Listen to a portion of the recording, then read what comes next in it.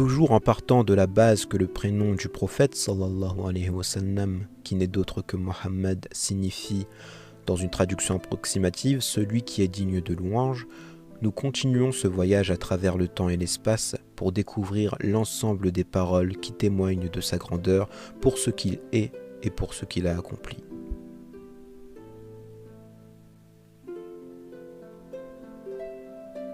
Thomas Carlyle est un historien, un écrivain et un satiriste. Il a vécu à la fin du XVIIIe siècle et il est mort en 1881. 40 ans avant sa mort, il va écrire un livre dont le titre original est On Heroes and Hero Worship, que l'on peut traduire le culte des héros et des œuvres héroïques. Il parle du prophète sallallahu alayhi wa sallam en disant « On remarqua que Mohammed, depuis sa tendre enfance, était considéré comme un jeune doué de raison. D'ailleurs, les personnes avec lesquelles il vivait l'avaient surnommé Al-Amin, l'honnête, le sincère et le loyal. Ses paroles, ses actes et sa pensée étaient véridiques. Ceux qui ont pu le côtoyer ont également pu remarquer que toute parole de lui renfermait une édifiante sagesse.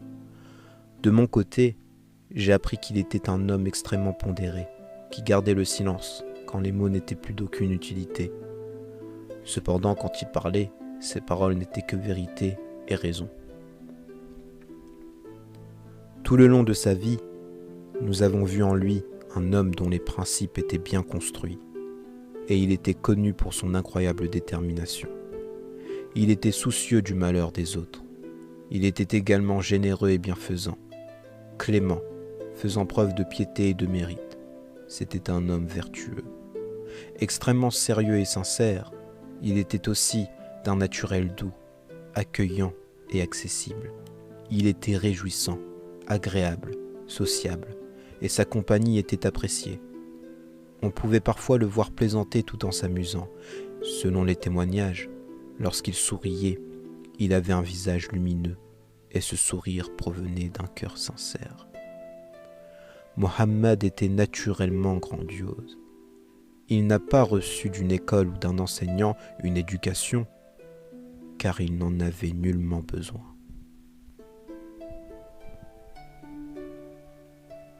Nous allons maintenant nous arrêter sur un témoignage d'un homme politique français. En plus de cette fonction, Alphonse de Lamartine était un poète, un historien et un écrivain. Il est né en 1790 et mort en 1869.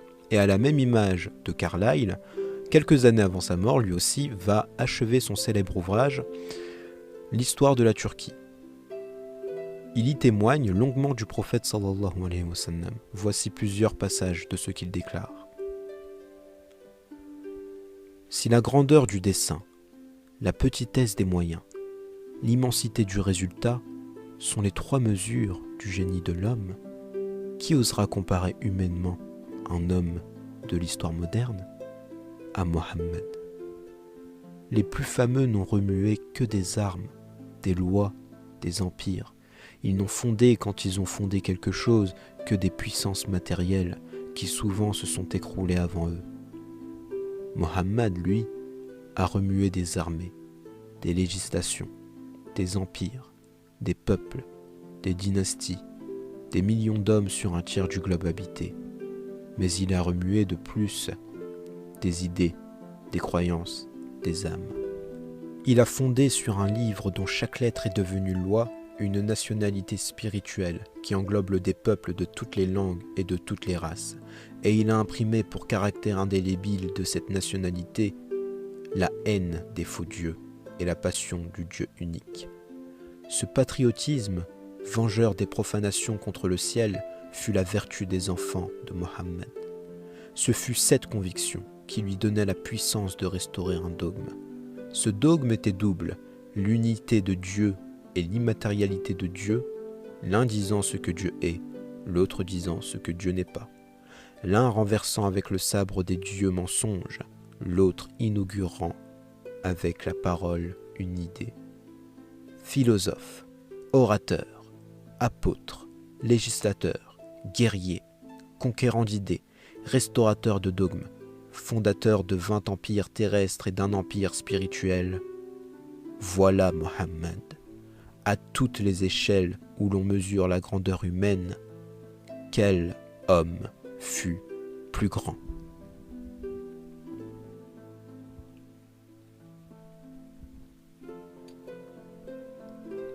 Nous restons en France, mais nous remontons un peu plus dans le temps. Voltaire a vécu à la fin du XVIIe siècle, et il est encore aujourd'hui considéré comme une figure emblématique des Lumières. Il était également passionné de sciences, d'art, mais il a eu une grande influence politique sur la bourgeoisie libérale juste avant la Révolution française. Il faut savoir que c'est particulier avec Voltaire parce qu'il était très hostile à l'islam et au prophète sallallahu alayhi wa sallam. D'ailleurs, il était hostile à l'ensemble des croyances musulmanes ou chrétiennes. Et pour exprimer un jour cet avis négatif, il a écrit en 1742 une pièce de théâtre qu'il a intitulée « Mahomet ou le fanatisme ». Et quand il parlait du prophète sallallahu alayhi wa sallam, il disait qu'il était cruel, fourbe et qu'il était une honte pour les hommes. C'est dans les recueils des lettres de Voltaire. Il a utilisé dans cette pièce de théâtre le personnage du prophète pour dénoncer le fanatisme en général. Mais petit à petit, Voltaire va changer ses références à ce propos et même son avis sur le prophète sallallahu alayhi wa sallam va complètement changer. Il finit par avoir une admiration pour la sagesse particulière que dégage la religion musulmane. Et voilà ce qu'il déclare. Mahomet fut certainement un très grand homme, et qui forma de grands hommes. Il fallait qu'il fût martyr ou conquérant. Il n'y avait pas de juste milieu. Il vainquit toujours, et toutes ses victoires furent remportées par le petit nombre sur le grand.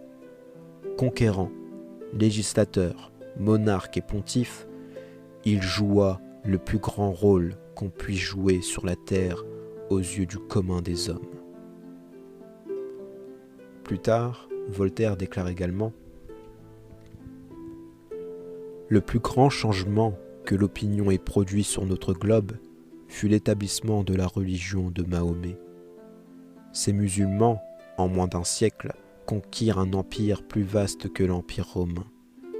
Cette révolution, si grande pour nous, n'est à la vérité que comme un atome qui a changé de place dans l'immensité des choses et dans le nombre innombrable de mondes qui remplissent l'espace. Mais c'est au moins un événement qu'on doit regarder comme une des roues de la machine de l'univers et comme un effet nécessaire des lois éternelles et immuables. Car peut-il arriver quelque chose qui n'ait été déterminé par le maître de toutes choses? Rien n'est que ce qui doit être. Et après ces déclarations qui finalement témoignent de la part de Voltaire qu'il reconnaît en Mohammed un prophète, sallallahu alayhi wa sallam, eh bien l'Église, avec un E majuscule, va se mettre à le critiquer. Ils ont critiqué Voltaire, et d'ailleurs Voltaire n'a pas hésité à répondre à l'ensemble des propos que l'Église lui a adressés. Voilà ce qu'il dit. J'ai dit que Mahomet fut un grand homme. Rien n'est plus impie, dites-vous?